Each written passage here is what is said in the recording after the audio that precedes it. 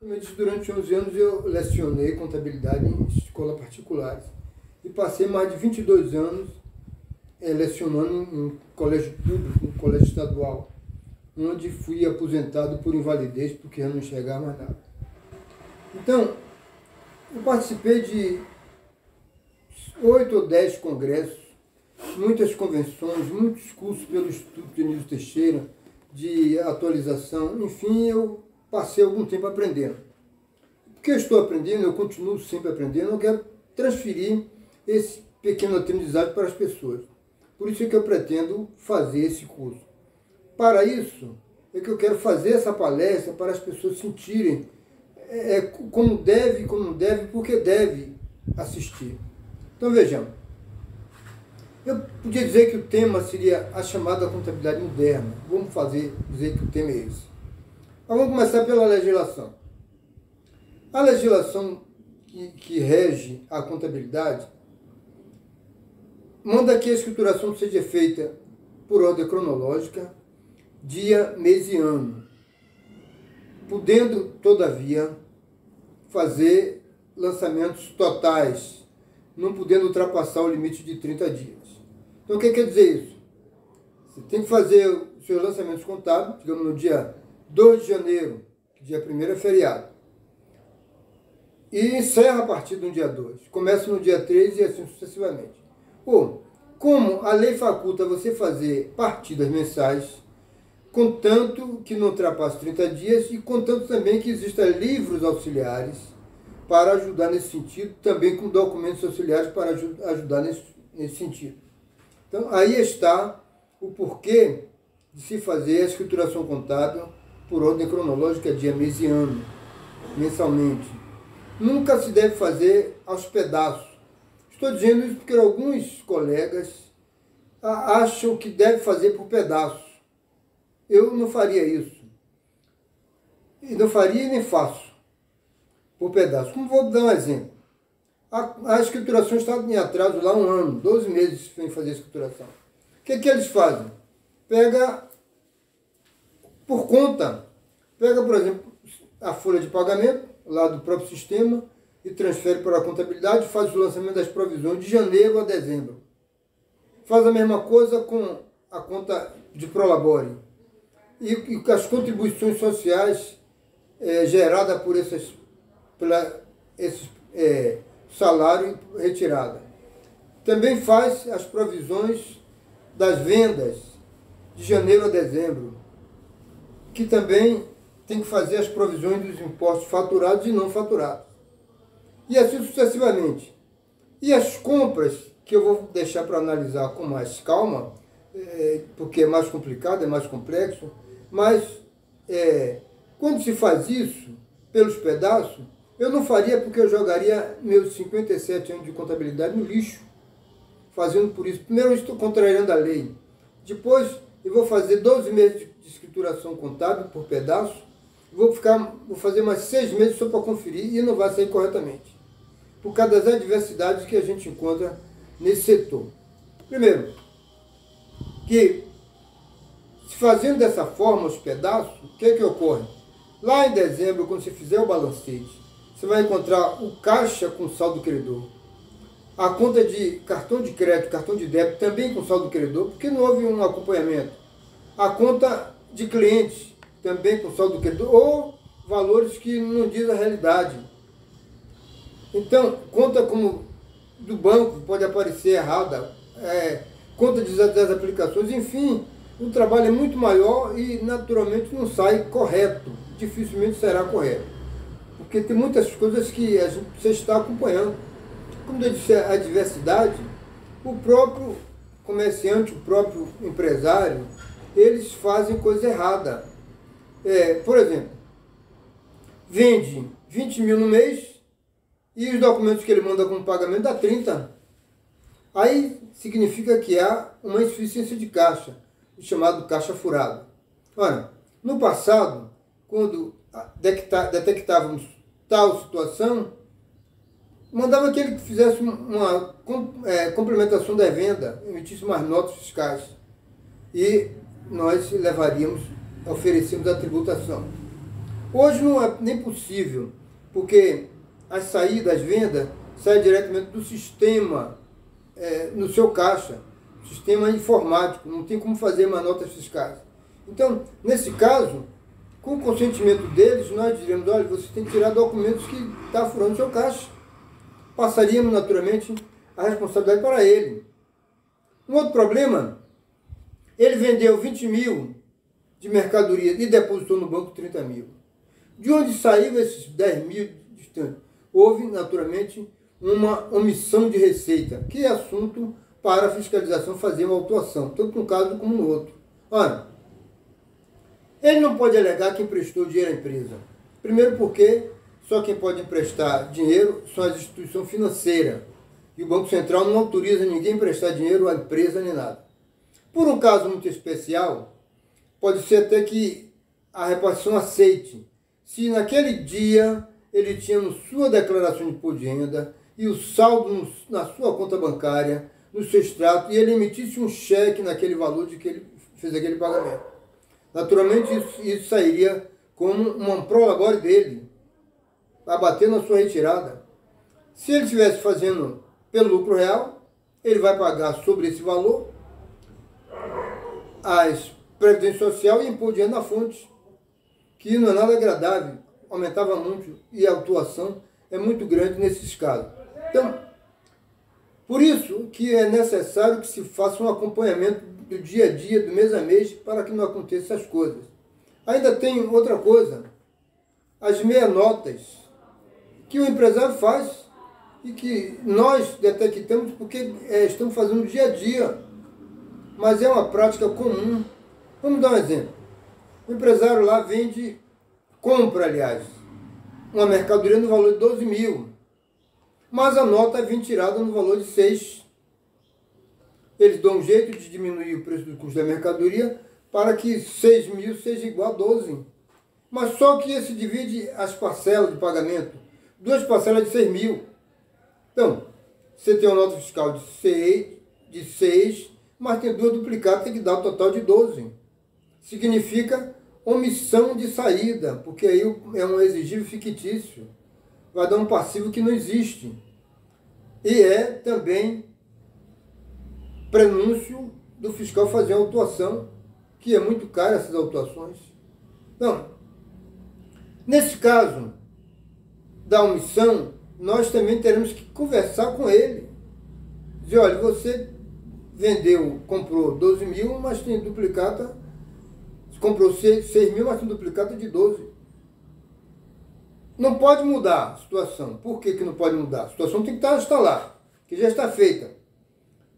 Você já viu que ele pagou os 12 mil, porque está no seu extrato bancário.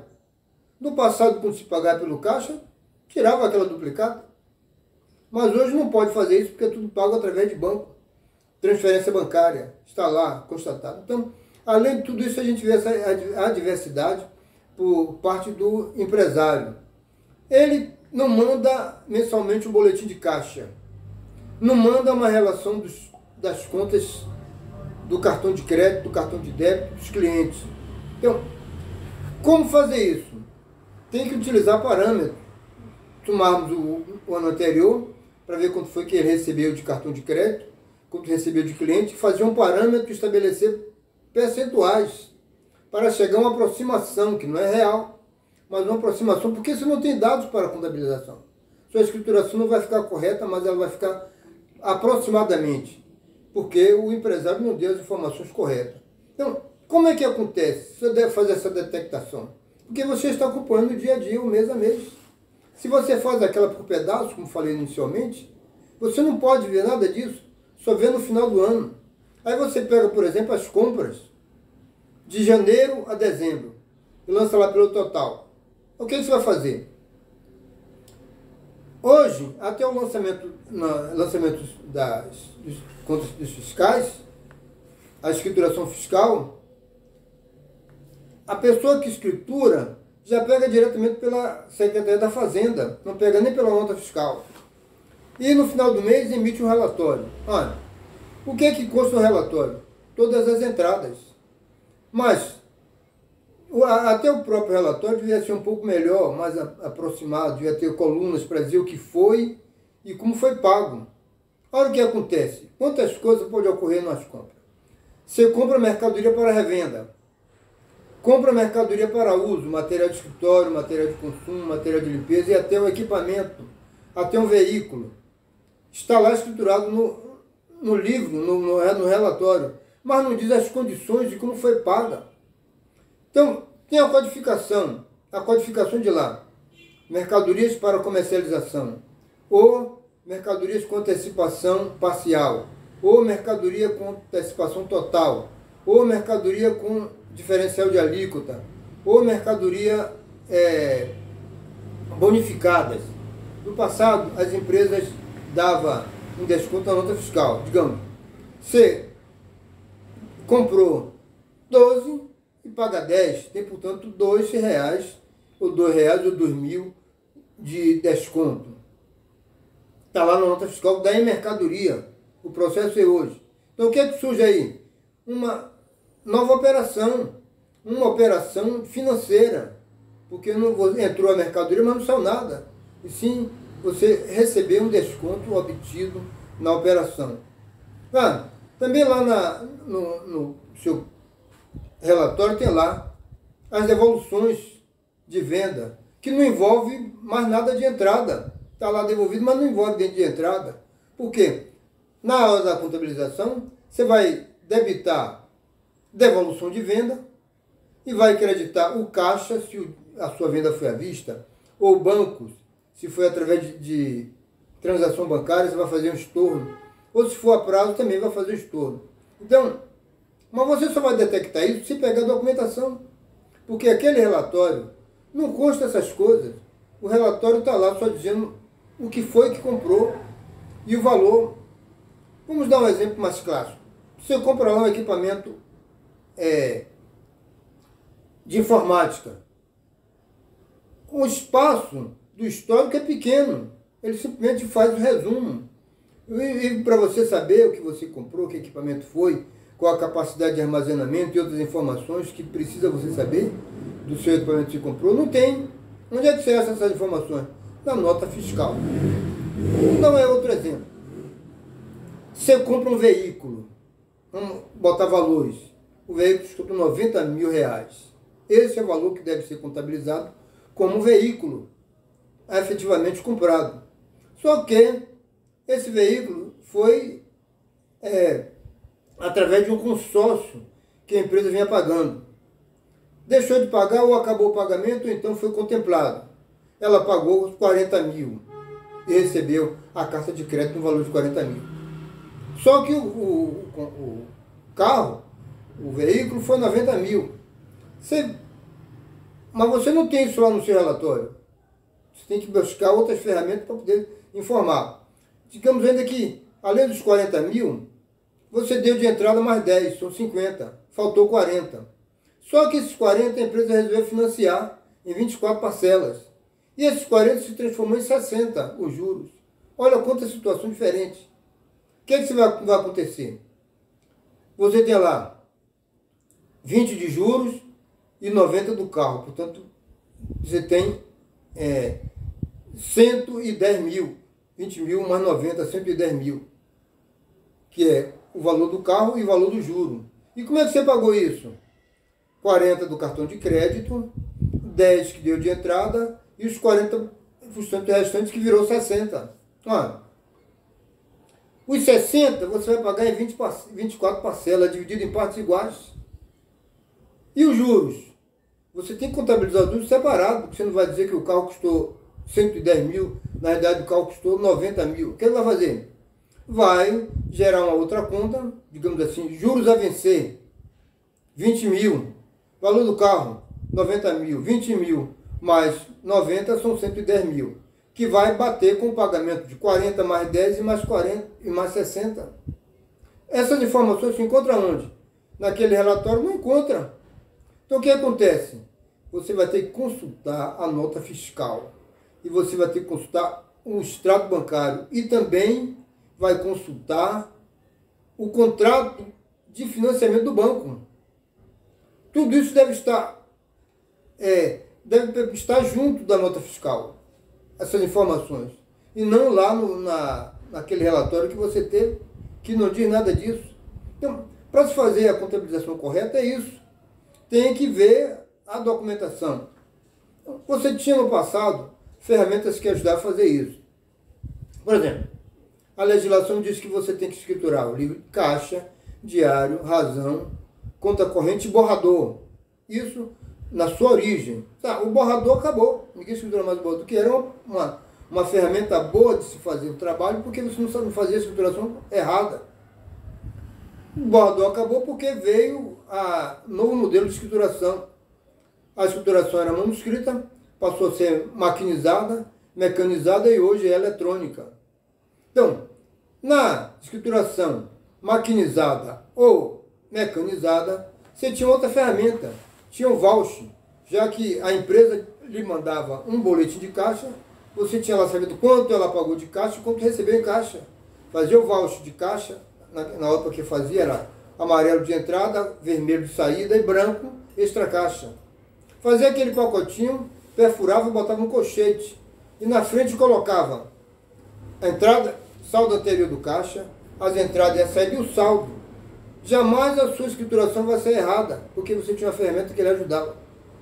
Bom, acabou a escrituração em máquina, mas veio a escrituração eletrônica. Apareceu outra ferramenta que ajuda, a planilha. A planilha também você tem uma prévia daquilo que você vai escriturar, aquilo que você vai passar limpo. Portanto, você não pode errar, porque a planilha você já tem uma prévia daquilo tudo que você vai escriturar. Ah, mas acontece o seguinte, é muito trabalho. Vai fazer dois trabalhos, um trabalho, essa é a alegação de alguns colegas. Vai fazer a planilha e depois escriturar. Então pode escriturar tudo sem a planilha? Claro que pode, contanto que seja feita a escrituração pela documentação. Mesmo porque o conceito de contabilidade é assim. Contabilidade é a ciência que estuda e pratica as funções de orientação e controle relativa aos registros dos atos e fatos de uma entidade pública ou privada.